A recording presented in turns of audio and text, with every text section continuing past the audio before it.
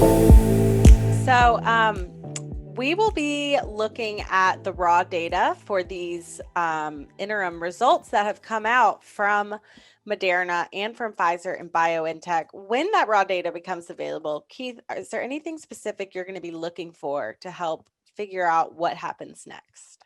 Yeah, there really are two things that I will personally be looking for in that raw data.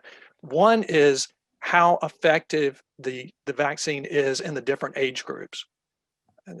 Some vaccines are going to be more effective for younger people versus older people or vice versa. And so that could be important in terms of just the market opportunity for whatever vaccine it might be. The other thing I would be looking for is the durability, how long the vaccines give protection, provide protection against infection by the coronavirus. That's going to be important because if you have a vaccine that provides protection for a lot longer period of time than some of the other vaccines, then that vaccine could enjoy wider spread market adoption.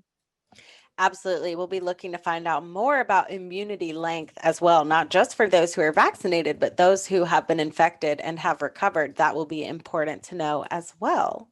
And zooming out a little bit, we don't have long-term data for these vaccines yet. That is something that obviously has to come with time.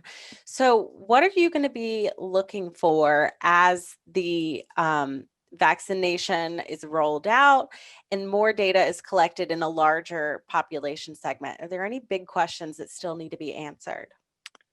Well, I think one of the obvious things is just to make sure there are no other safety concerns. So far, things are looking good for these vaccines, but I think everyone will want to keep their eye on safety issues that might emerge with a larger number of participants in the studies. And then some of the other things that we already mentioned, Corinne, things like how long the vaccines provide immunity. If it's only 4 months, then that's not great, right? You have to be receiving a vaccine 3 times a year, and I don't think anybody wants that. If it's a year or close to a year, that would be wonderful. That would be great news. So those are the things I'm really looking for.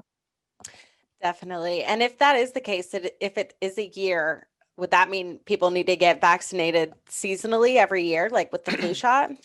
It's too early to know for sure, but I know a lot of scientists are speculating that that could be the case, that we could need to be vaccinated at least once a year on a going forward basis. Now, again, it's a little bit too early to see how this thing plays out, but I think that's a reasonable expectation.